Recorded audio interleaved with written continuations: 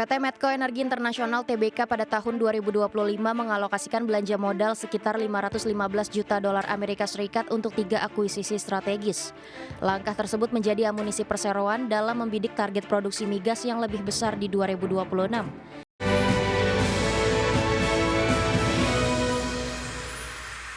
Terima kasih Anda masih bergabung sama kami. Pemirsa, seiring rampungnya sejumlah akuisisi tahun 2025 lalu, PT Medco Energi Internasional membidik produksi migas yang lebih tinggi di tahun 2026. Iya, Medco menargetkan produksi migas sebesar 165.000 sampai dengan 170.000 barrel setara minyak per hari atau tumbuh 5,8% hingga 9% dibandingkan tahun sebelumnya. PT Medco Energi Internasional (TBK) pada tahun 2025 mengalokasikan belanja modal sekitar 515 juta dolar Amerika Serikat untuk 3 akuisisi strategis. Langkah tersebut menjadi amunisi perseroan dalam membidik target produksi migas yang lebih besar di 2026. Emiten migas milik keluarga Panigoro ini pada September 2025 mengumumkan akuisisi 45% hak partisipasi sekaligus operator pada kontrak kerja sama Saka Kemang dan 80% hak partisipasi dan operator pada PSG South Saka Kemang.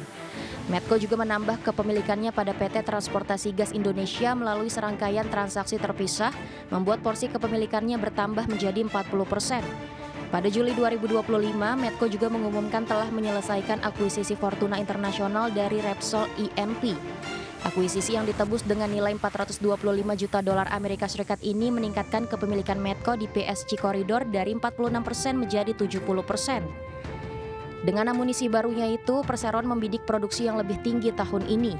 Medco menargetkan produksi migas sebesar 165.000 sampai 170.000 barel setara minyak per hari. Tahun lalu, Medco mencatat produksi migas sebesar 156.000 barel setara minyak per hari. Dengan kata lain, Medco menargetkan produksi migas tumbuh 5,8% sampai 9% pada 2026. Berbagi sumber IDX Channel. Pemirsa, PT Prime Agri Resources TBK menargetkan pertumbuhan produksi minyak sawit dan tandon buah segar pada tahun 2026 di kisaran 3 hingga 5%. Target tersebut seiring dengan strategi perseroan untuk mendongkrak kinerja operasional di tengah peluang besar dari implementasi mandatori biodiesel B50. Head of Investor Relations PT Prime Agri Resources TBK Stefanus Darmagiri mengatakan perseroan menilai kebijakan ini akan menjadi katalis positif bagi peningkatan permintaan CPO domestik sekaligus menjaga stabilitas harga komoditas tersebut. Di sisi pemasaran, seluruh penjualan CPO perseroan saat ini difokuskan ke pasar domestik. Strategi ini pemirsa dinilai sejalan dengan meningkatnya kebutuhan dalam negeri, terutama dari sektor biodiesel. Implementasi mandatori biodiesel B50 akan diproyeksikan meningkat penyerapan kelapa sawit di dalam negeri secara signifikan, di mana kenaikan alokasi CPO untuk kebutuhan biodiesel lokal juga diyakini dapat mengurangi ketergantungan terhadap ekspor pasar. Ya, pengendali emiten properti PT Summarecon Agung TBK atau SMRA menambah kepemilikan sahamnya.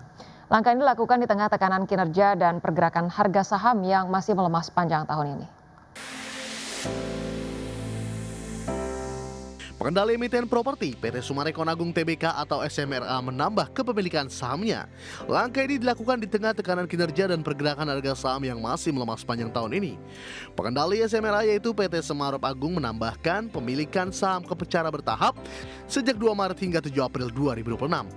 Dalam 18 kali transaksi, Semarop membeli total 27,95 juta saham dengan harga berkisar antara Rp324 hingga Rp369 per saham.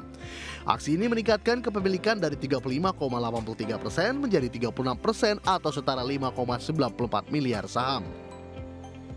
Manajemen menyebut status kepemilikan ini bersifat langsung dan akan dipertahankan untuk menjaga pengendalian. Namun di pasar saham SMRA masih berada di level Rp334 per saham, turun 8,7% dalam sebulan dan terkoreksi 12,04% sejak awal tahun. Sementara itu, kinerja keuangan perusahaan pada 2025 mengalami penurunan. Pendapatan neto tercatat Rp8,76 triliun, turun 17,47% dibandingkan tahun sebelumnya. Laba bersih juga menyusut 44,18% menjadi Rp766,55 miliar. Kondisi ini menjadi tantangan bagi perseroan di tengah dinamika sektor properti. Berbagai sumber IDX Channel. Pemirsa, FTSE Russell resmi mempertahankan status pasar modal Indonesia di secondary emerging market, di mana FTSE Russell juga belum mempertimbangkan Indonesia untuk dimasukkan ke dalam watchlist dan akan terus memantau perkembangan reformasi serta berinteraksi dengan pelaku pasar. FTSE Russell menegaskan saat ini masih mencermati implementasi berbagai langkah reformasi yang tengah dijalankan di pasar modal Indonesia. Langkah pemantauan ini dilakukan setelah FTSE Russell menunda peninjauan indeks Indonesia di Maret 2026. Sejak saat itu, evaluasi difokuskan ke efektivitas kebijakan yang telah diluncurkan otoritas dalam respons sejumlah catatan terkait kualitas data dan keterbukaan informasi. Sejumlah inisiatif yang telah diperkenalkan diantaranya peningkatan keterbukaan pemegang saham, perluasan klasifikasi investor, penerapan batas minimum free float, serta penguatan sistem pengawasan pasar.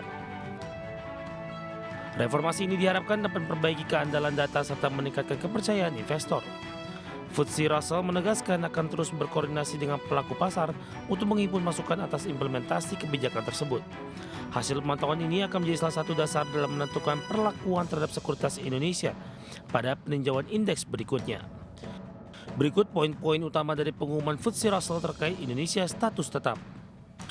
Indonesia masih berada pada kategori secondary emerging market, sehingga FTSE Russell belum mempertimbangkan Indonesia untuk dimasukkan ke dalam daftar pemantauan. FTSE Russell terus memonitor reformasi integritas pasar modal Indonesia. Penilaian difokuskan ke peningkatan transparansi, integritas, dan tata kelola pasar. Evaluasi dilakukan setelah penundaan indeks review Indonesia di Maret 2026. Menjawab isu transparansi dan keandalan data yang sebelumnya disorot, FTSE Russell akan terus berdialog dengan investor dan pelaku pasar untuk mendapatkan masukan. Keputusan lanjutan akan diumumkan menjelang indeks review Juni 2026. Basis keputusan akan mempertimbangkan progres implementasi reformasi dan umpan balik dari pemangku kepentingan. Sementara itu, analis saham dalam publikasi riset tim analis Lotus Andalan Sekuritas mengatakan rumor yang berkembang bursa saham Indonesia terancam dikeluarkan dari kategori secondary emerging market oleh FTSE Russell dibantah dengan fakta terbaru. Sebuah indikator penting bahwa tidak ada proses downgrade yang sedang berjalan. Dari berbagai sumber untuk KDX Channel. Pemirsa, arus keluar dana asing dari pasar negara berkembang atau emerging markets melonjak tajam pada Maret 2026 mencapai 70,3 miliar dolar Amerika. Meski demikian, Institute of International Finance menilai tekanan outflow pada Maret belum mencerminkan krisis pendanaan secara menyeluruh dan menyebut kondisi ini sebagai periode risk off yang terkonsentrasi.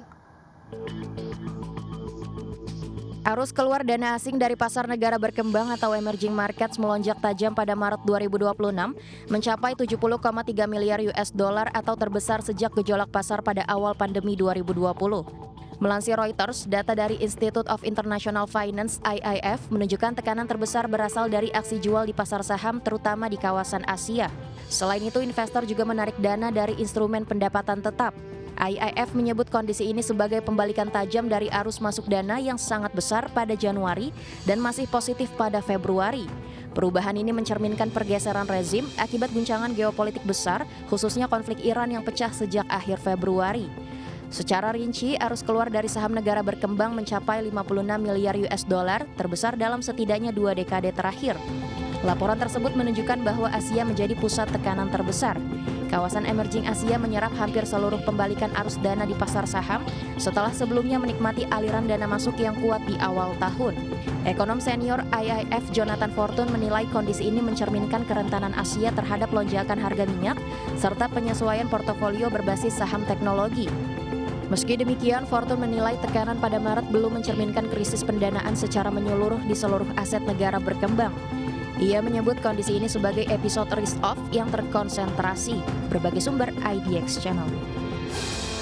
Pemirsa, harga minyak merosot tajam pada perdagangan Rabu, bahkan turun di bawah level $100 per barrel. Pemirsa, seiring dengan meningkatnya harapan Selat Hormuz akan segera dibuka kembali setelah Presiden Donald Trump menyetujui gencatan senjata 2 pekan dengan Iran. Minyak mentah berjangka Brent ditutup merosot 13,29% menjadi $94,75 per barrel. Sedangkan minyak mentah berjangka West Texas Intermediate anjlok lebih dalam, yakni 16,41% ke level $94,41 per barrel. Penurunan tajam ini dipicu oleh ekspektasi pasar bahwa jalur pelayaran energi global melalui Selat Hormuz akan kembali normal usai gencatan senjata. Sehingga pemirsa pasokan minyak yang sempat tertahan dapat segera mengalir ke pasar internasional. Kesepakatan gencatan senjata tersebut tercapai menjelang tenggat waktu yang sebelumnya ditetapkan oleh Trump bagi Iran untuk membuka Selat Hormuz atau menghadapi serangan besar terhadap infrastruktur sipil. Adapun sebagai catatan sekitar 20% pasokan minyak harian dunia melewati Selat Hormuz menjadikannya salah satu titik paling krusial dalam perdagangan energi global.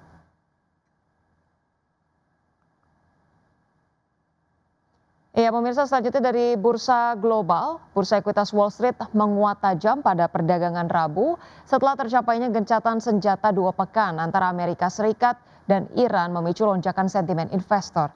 Ketiga indeks utama mengalami rally besar sejak pembukaan pasar dipacu oleh optimisme global setelah kesepakatan yang dimediasi Pakistan menghentikan sementara konflik yang dimulai dengan serangan gabungan Amerika Serikat dan Israel ke Iran pada 28 Februari.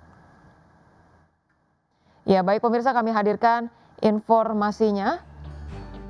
Pada perdagangan Rabu, indeks Dow Jones Industrial Average ditutup melambung 2,85% ke level 47.909.